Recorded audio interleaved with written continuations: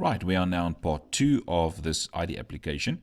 And if you remember from the first video, we just created the layout files and we set all the color schemes.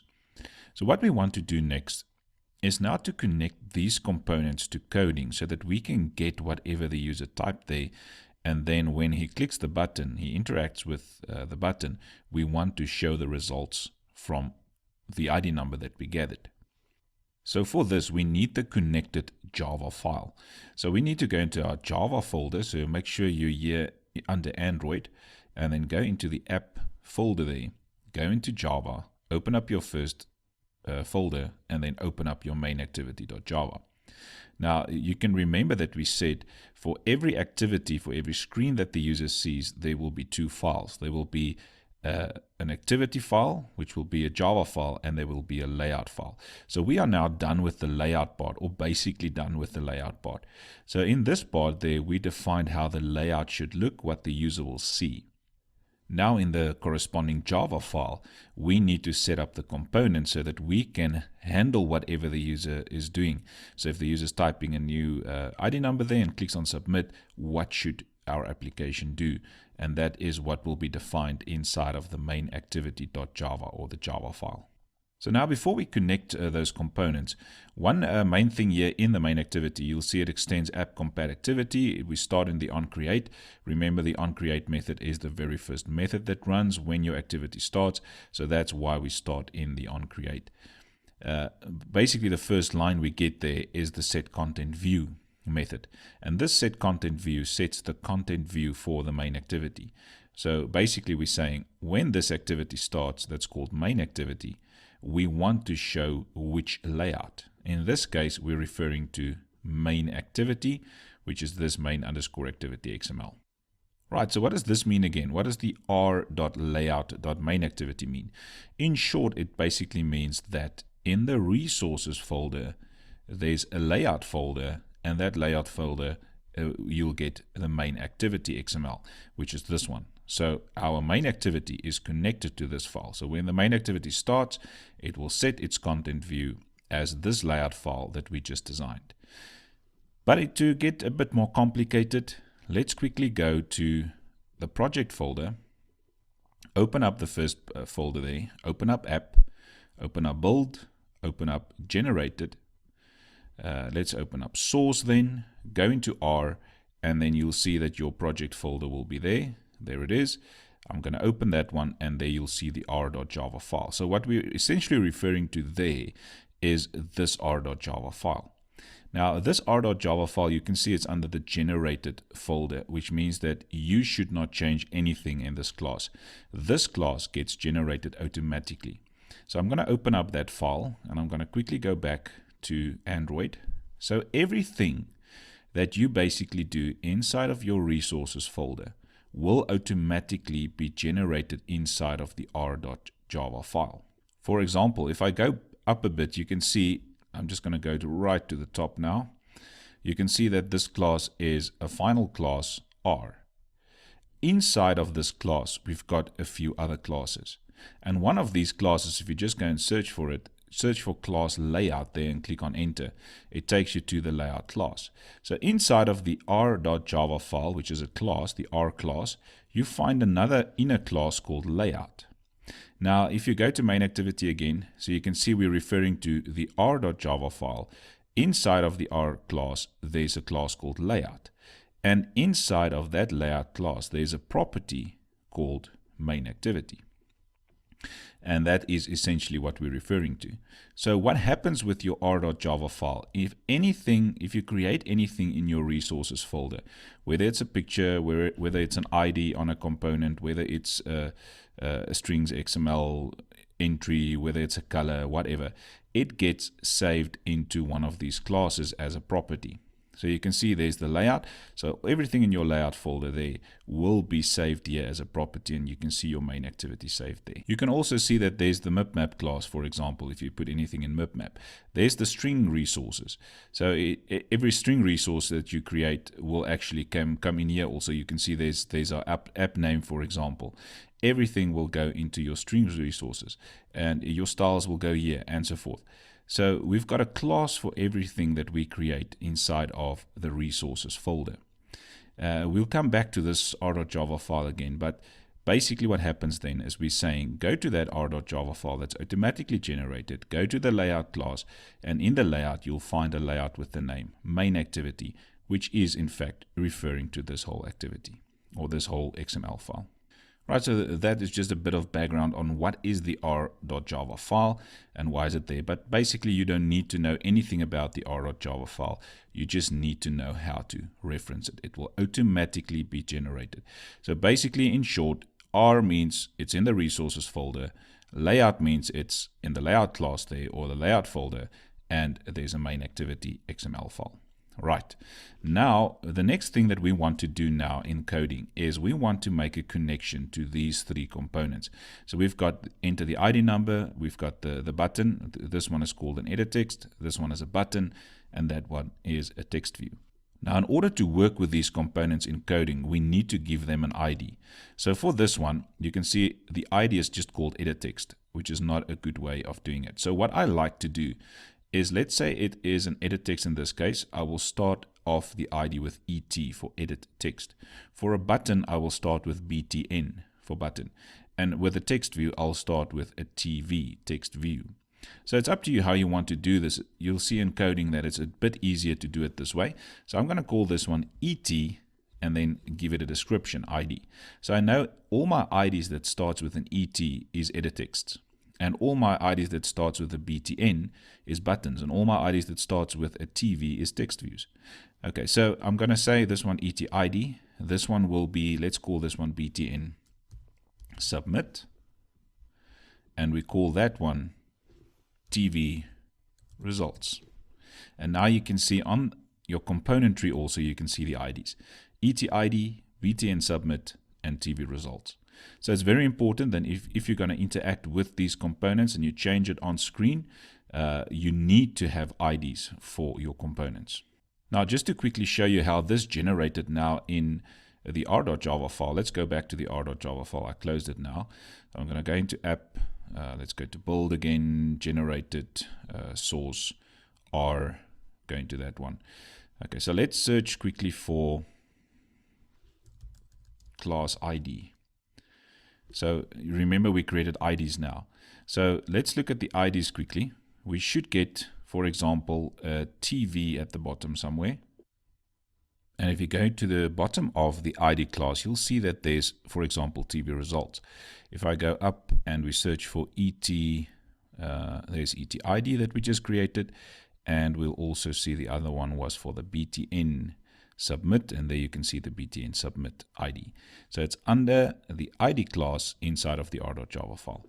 Okay, so I'm going to go back to the main activity, and now we need to set up those three components. So the first component is called an edit text. So you'll see that Android Studio gives you some autocomplete functionality.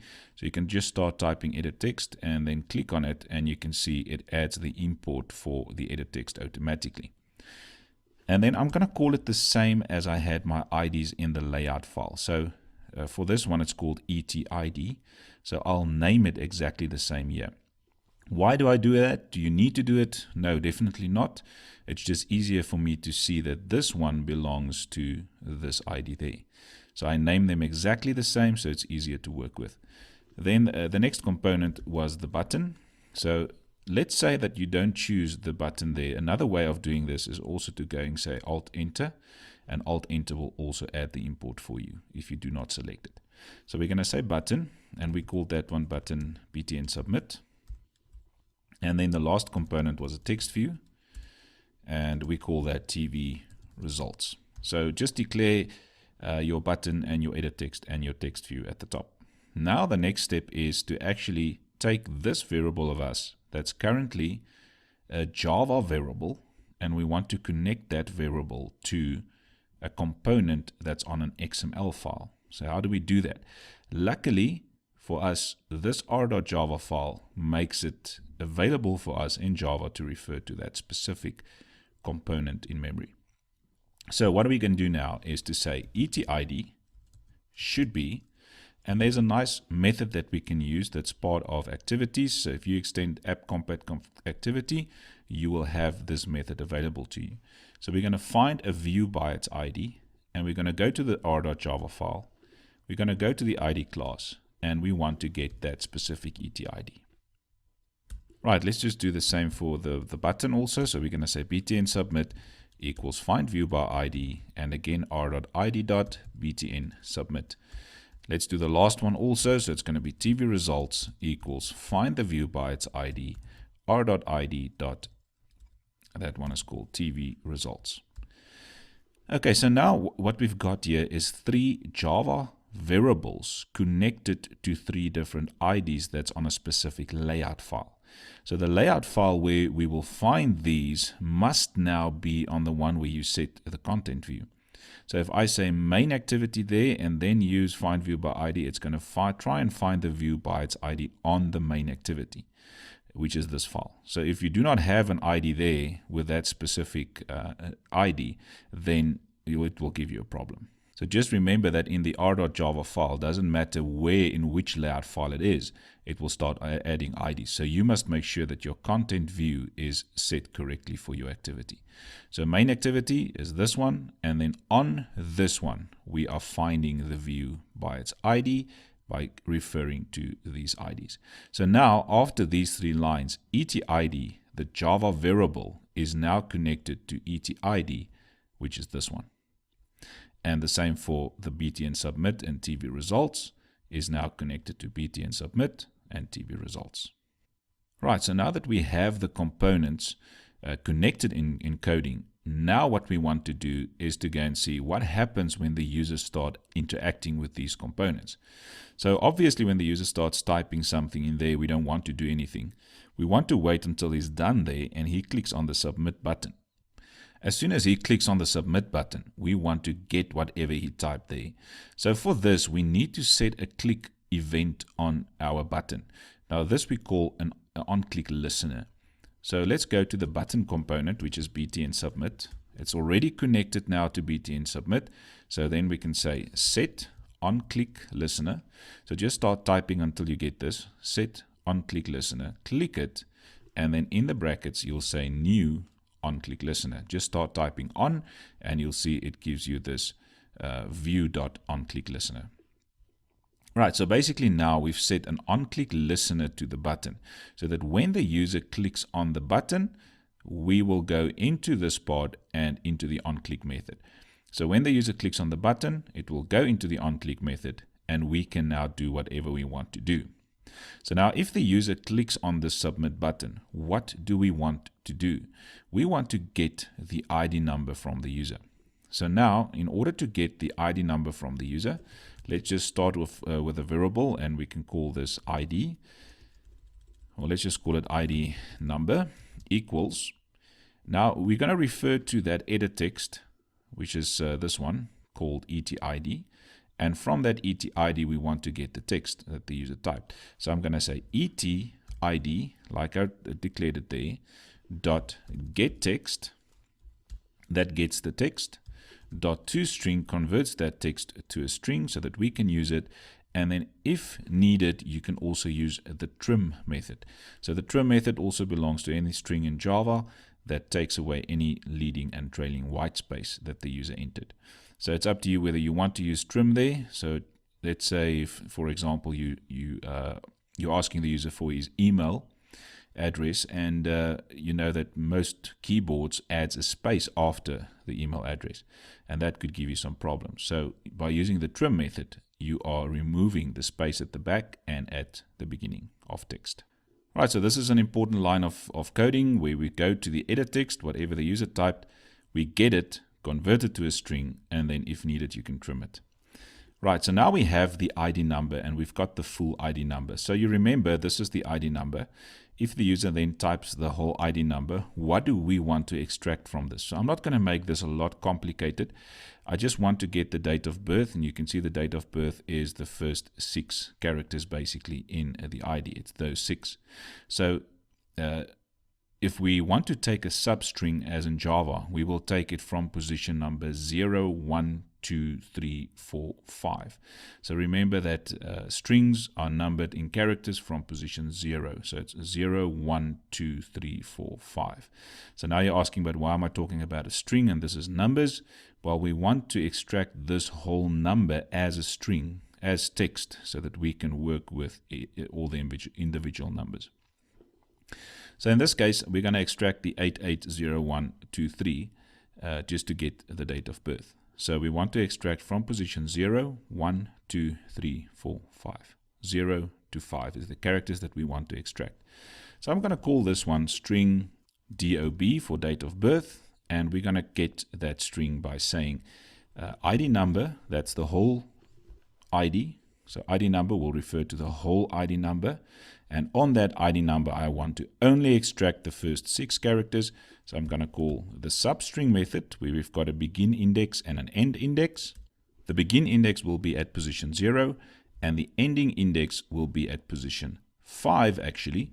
But the substring works in this way, that you say it's going from position 0 up until position 6 minus 1. So this will extract position 0 up until position 5. So if you look again at your picture, it's going to go from 0, 1, 2, 3, 4, 5. 6 is not included. So that 6, the last one there, is not included. Right, so now we have the date of birth. We've got the ID number. From the ID number, we have the date of birth. So the next thing that we can extract from this will basically be the gender, whether you're male or female. And they say it's the next 4 digits are used. So 1, 2, 3, 4, 5, 6. It's the next 4 digits. Those 4 digits will tell us whether it's female or male. But you will also see that male will be from 0 to 4,999. So basically, we can just look at the 5 there. If it's a 4, a 3, a 2, a 1, or a 0, we know it's female. If it's a 5, 6, 7, 8, or 9, we know it's a male. Okay, so we're only going to extract this one character, and that is at position 0, 1, 2, 3, 4, 5, 6, at position 6. So let's just quickly extract that one. So I'm going to use that as an integer because I want to compare to see if it's less than or greater than 5 or whatever. So I'm going to call this one, that is for the gender. So I'm going to say int gender equals, going to the ID number again, dot character at, to get a character at a specific position, and the position where we want the character is at position 6. So let's just go to that one again. 0, 1, 2, 3, 4, 5, 6. Position 6 is the character we want. Now you'll see that we do not have any errors here, even though we're extracting a character and we're receiving an integer on the other side. That's because characters can also be represented as integer numbers in ASCII code. So unfortunately, the value that we will get there will not be correct. So what we want to do is to first convert this character to a string and then convert that character back to an integer. Right, so the easiest way to convert anything to a string will just be to add a double quotation mark there. But that could... in some cases, it could give you some problems. So what we will do here is to use the character class. So I'm going to say character dot toString, which converts any character to a string. And then I close the bracket. So we will basically say get the character at position number 6 and convert it to a string. And then what we want to do is to convert this string now to an integer. So I'm going to do the following: integer dot parseInt. And the parseInt method takes any string and converts that to an integer. Right, so now we've got the character at position 6, which will be a number. First we convert that to a string, and then we convert it to an integer. So now we've got the integer value there of the value that was at position 6. So in this case, it's an integer value of 5. So let's quickly do the check there. We're going to say if this gender value, if we just quickly look at the picture again, they say if it is 0 to a 4, which means if it's less than 5, then we know it should be a female. So let's just make it less than 5. If it's less than 5, which means 4, 3, 2, 1, or 0, then we know the gender should be a female. So let's just declare a string value here. So I'm going to call it S gender for the string version of the gender. Let me just check that again. So if it's less than 5, it's female. So we're going to set S gender here to female. The else part there will be that S gender should be male. Right, so that's basically the gender, that value that you receive. If it's less than 5, it should be female. Otherwise, it will be a male if it's 5 or more. Right, so the next part that we need to extract from this picture should be your citizenship. So the citizenship will be this character there. So if we just quickly have a look at the characters again, 0, 1, 2, 3, 4, 5, 6, 7, 8, 9, 10. 0, 1, 2, 3, 4, 5, 6, 7, 8, 9, 10. So that is position number 10. So let's just do this again. I'm going to use an integer again. Let's call it nationality. Again, we can do this whole thing there that we did. So I'm going to copy that part, paste it. But instead of extracting character number 6, we want to extract character number, position number 10. So now we've got the nationality as an integer, but ultimately we also want that nationality as a string. So I'm going to call it S nationality. And we're going to do the same thing. So what do we need to compare here? If it is a 0, then it's an SA citizen. Else it will be a permanent resident. So we're going to test if the nationality is a 0, then S nationality should be SA citizen. The else will be S nationality will be permanent resident. Right, so 0, SA citizen, permanent resident is if it's a 1, if it's not a 0. Okay, so now we've got the full ID number, we've got the date of birth, we've got the gender, and we've got the nationality. So now we've got all the information, and we need to show this information now to the user. How do we do that? So where do we show the information to the user? We want to use this text view. So this text view is called TV results on the left-hand side, TV results, and we linked it up with this variable called TV results. So the only thing that we need to go and do now is to go and say TV results dot set text, and that sets some text to that specific text view. So what do we want to set now here? We want to show all this information. So the first thing we want to show here is to go and say, let's start with the date of birth. So we're going to say date of birth, and then show our DOB variable. So there we had the date of birth. So we show the date of birth. Then I can go to a new line character and then show the rest. So after that date of birth, we will show the gender and show our, well, in this case, our S gender. And then go to a new line again. And then the last one we want to show is the nationality. And then because it's the last thing, we're not going to add a new line character again. So basically we want to set the text as date of birth, then show the date of birth, the gender, then show the gender, and the nationality. Oh, we must remember to show the nationality as well. And that will be S nationality. So remember that S gender is the string version, male or female, and S nationality is the string version, SA citizen or permanent resident. And that is setting the results on your screen for the user to see. Right now you'll see that Android Studio is showing you something like this that says do not concatenate text with set text, use resources with placeholders and so forth. So if you okay with this, you can carry on using your application just like it is, without any problems. But you remember that in the strings XML file is where we should basically place all of our text. So if we want to get rid of this error, what we can do is to go into this date of birth, use Alt-Enter, and extract the string resource for it. So I'm going to call this one, let's say DOB, date of birth. And now in my strings XML, you'll see that there's DOB, date of birth. So now in my Java file, how you refer to it is by saying get string, that gets your strings XML. And in that strings XML, there's an ID called DOB. And that's the one that you're referring to. That's the DOB. Okay, so we can do the same for the gender. Alt-Enter, extract the string resource, call it gender. The same for the nationality. Alt-Enter, extract the string resource, call it nationality. And you can see that it still gives you a problem, so we can do the new line character as well. Alt-Enter, extract the string resource, call it new line, say OK. I'm going to copy that one for the new line because that one is exactly the same. We're going to use the new line character there again.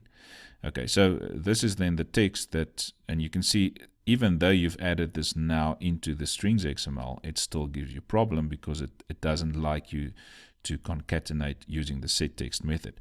So to overcome this, you can go and say string text should be, and then you just copy everything that you had in that setText method.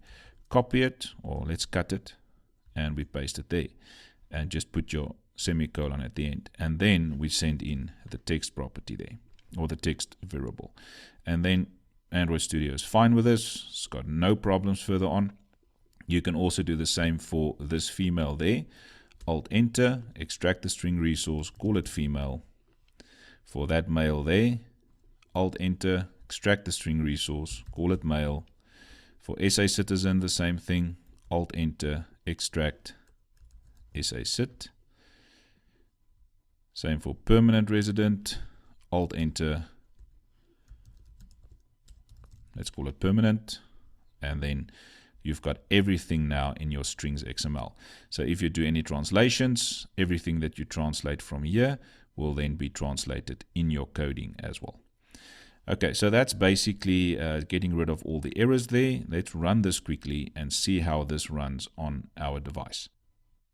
Right, so if your application is running then on the phone, should not be any problems. You can see, this is now the first time we run it. You can see that in my colors XML, my accent color is this green or lime color. So you'll see in my virtual device also, that's the lime color there that I have underneath my edit text. So you can see one problem here is that we do not want to have the user see this text view there. We want to only have the user see this as soon as he clicks on the submit button. So we'll fix that now. So we can add the ID number there. Let's take something like 74 01 27.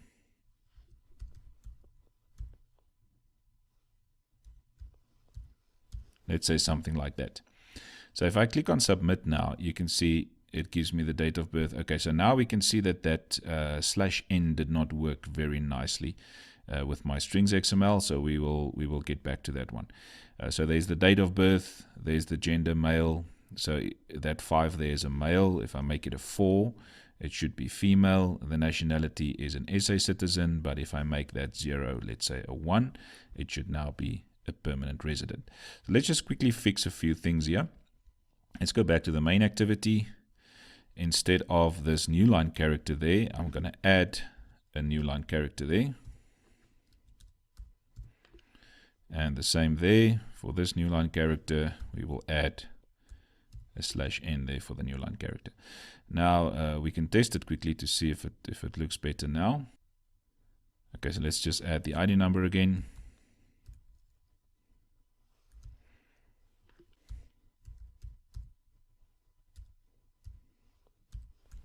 Let's say something like this. Click on it, and now the date of birth, the male or the gender, and the nationality is shown to the user correctly on a new line, and that's what the new line character is doing for us. So now the next thing that we want to change is that text view right at the beginning. So when the user opens up the application for the first time, we do not want him to see this text view. So this text view is declared as TV results. So just after you've initialized that variable, we can go to TV results and we can set the visibility on it to view.gone. and that will remove TV results from the layout totally. Now, as soon as the user clicks on the button and we've set the results to it, we can set that visibility back. So we can say, sorry about that, let's just say TV results dot set the visibility, and I'm going to say view dot visible, and that will make it visible again. So right from the beginning, it will not be shown, it will be gone, but as soon as we click on the button and we worked out everything, we show it to the user. So let's see if that works. All right, so you can see that the application starts without any text view there. So I'm going to try and add an ID number again.